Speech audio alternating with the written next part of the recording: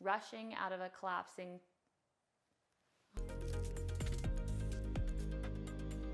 So you're thinking about moving to Phoenix. Whether you're moving in 5 days or 500 days, give me a call so we can help make it a seamless move.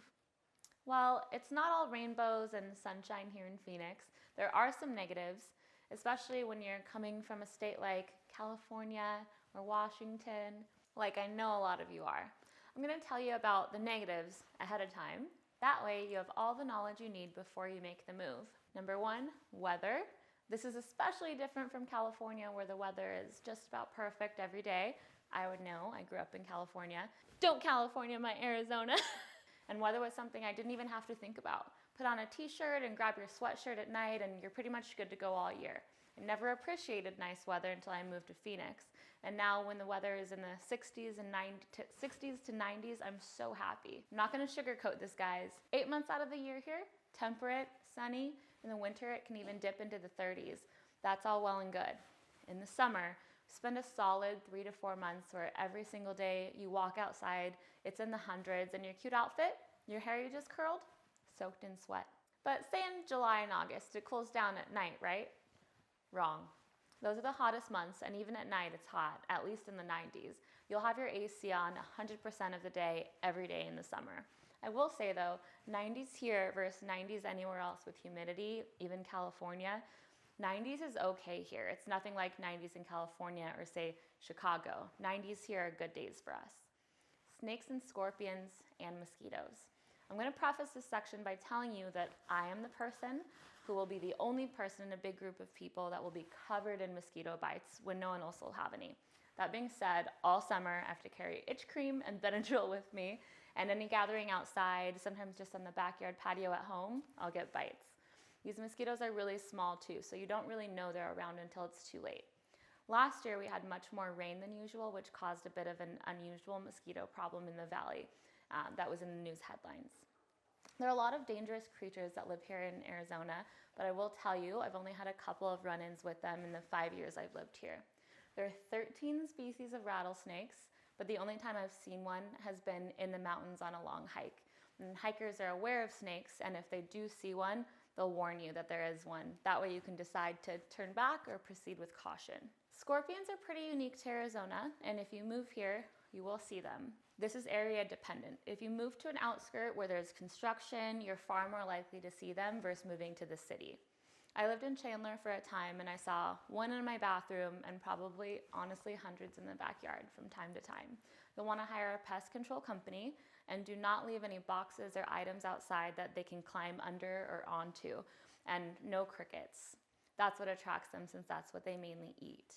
This is somewhat counterintuitive, but you'll learn that smaller scorpions are the ones to be more scared of. The bark scorpion can be about 3 inches long and about half the size of the giant ones, but it's considered the most toxic in the United States. Its sting is most harmful to kids younger than 4. Most adults can handle the sting, though it will be painful unless they're allergic to the venom. Other scorpions in Arizona are considered only mildly venomous. Since I've moved to downtown Phoenix in the last 3 years, I've seen 0. Next up, we have haboobs and monsoons.